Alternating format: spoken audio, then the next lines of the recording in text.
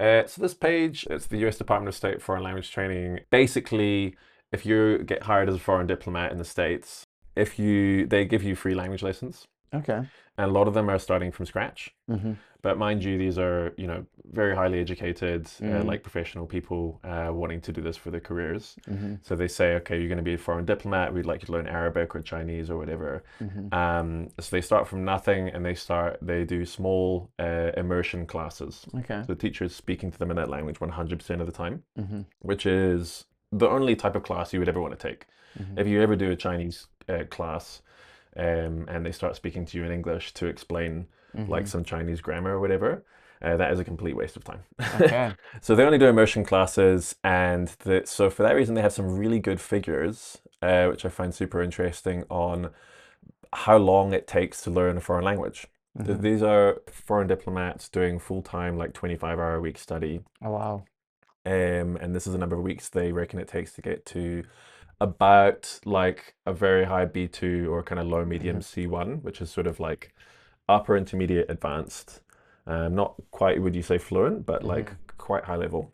Mm-hmm. And they group them into four languages roughly. So these are I don't like referring to them as like easier or more difficult languages, Mm-hmm. because that kind of, indicates that this is a language that you could learn and this is a language that you can't learn. Yes. In reality, all of them are easy. Mm-hmm. You can learn all of them. It's more just time. Yeah. Some of them take a lot longer. Mm-hmm. So group one, these are the easy languages. Well, sorry, Yeah. the fast languages, Yeah. the faster ones to learn: Dutch, French, Italian.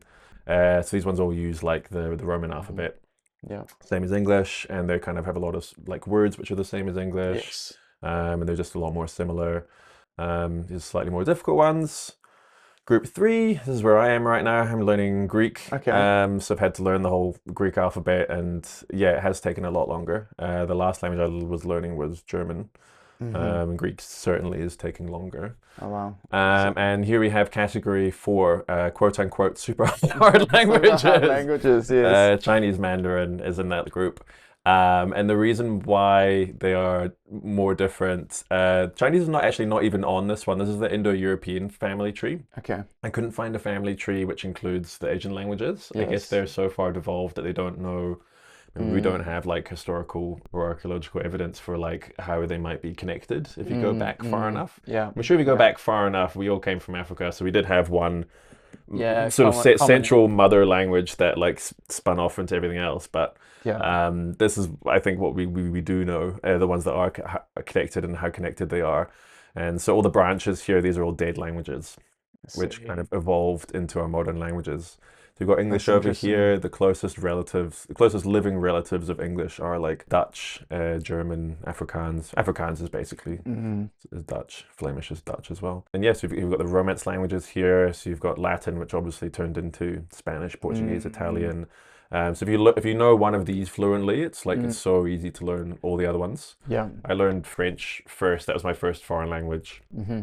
and then learned Spanish after that, and it's just so much faster. Yeah. The grammar is like exactly the same. So, Most of the words are the same. You kind of just learn the pronunciation, and then everything else and comes super easy. and that makes sense talking to friends who say speak Danish, and they're like, oh, okay, I understand German a whole Yeah, lot. Like, yeah, and also it's and also they grow up bilingual, mm, so they're already that fluent in going. English and Danish, Mm-hmm. and then to go to add German is Mm-hmm. pretty easy. But so yeah, Chinese is not even on. Oops. Chinese is not even on this family tree.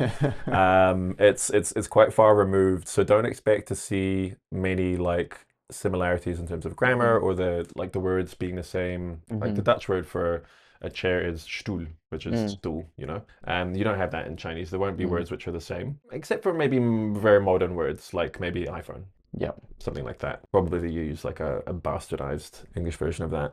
But just a little like bit of background, I find it interesting, and just to make the point, I suppose, that there's going to be like a very long process. Mm.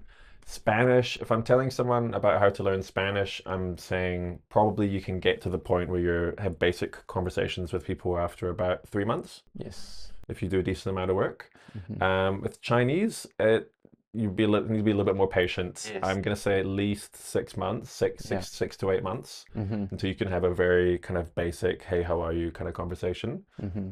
And then I would say, I mean, in the back of your head, it's Mm-hmm. good to have a long-term goal and like a Yes. long-term idea of where you're going, just so you Mm-hmm. don't feel, you know And what you need to do to get there and you don't feel lost along the way. mm, So I think probably you're looking at like a good 2, 3 years before yeah, you're actually before you could sit at a dinner table yeah, and have a and chat conversation. to Jenny's aunt or uncle and say, hey, Yes. we've been on holiday, blah blah blah.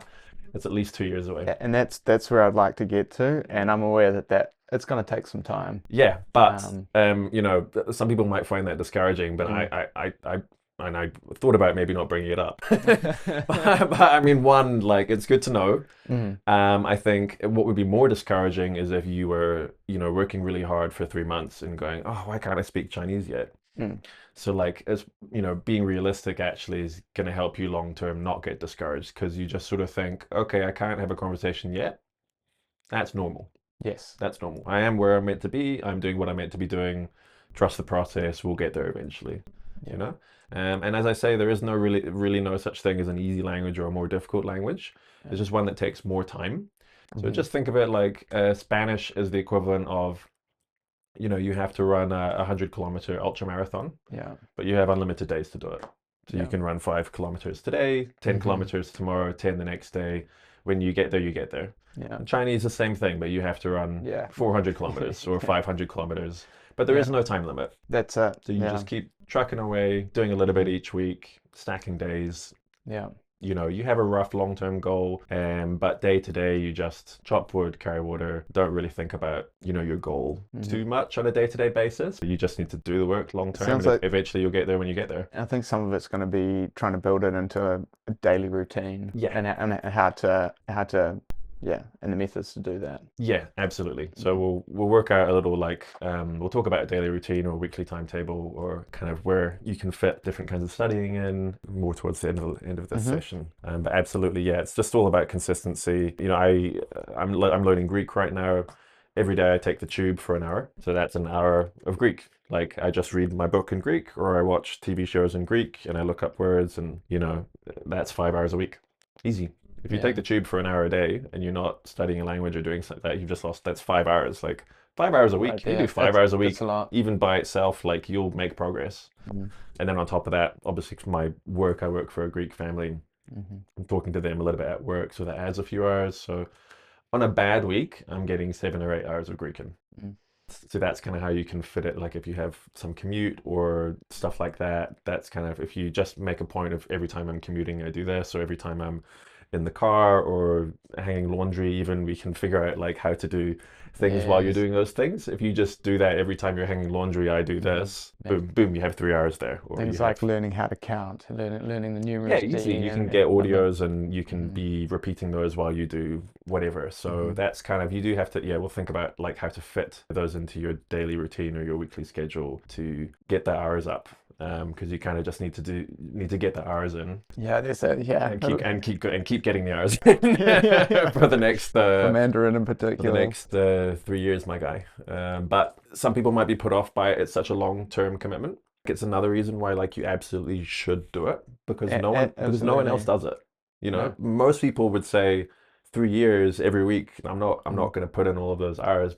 Like if you are the person who does do that mm, and you come to the family dinner or you're in a bar in China and you can actually speak really well, like the reactions you get from people are mm, amazing. Like mm, you know, when I learned French and Spanish, I'm very good at French. That's probably still my best language. So French people are usually pretty impressed. Spanish people don't care. They're not. There's so many gringos who speak Spanish now. They're just like they roll their eyes. They're not that impressed. mhm, Usually Dutch. When I mhm, start when I in the Netherlands when I speak Dutch to people, you know, at a decent level, they're again because like nobody learns Dutch. mm, So it's like such a more kind of meaningful thing for them. mhm. I mean, they just like, you know, once you get one reaction of someone being like, wow, that's so cool that you've actually learned And this, that'd be a nice boost for it's a you too. huge, Yeah. yeah. And that you get addicted to that for sure.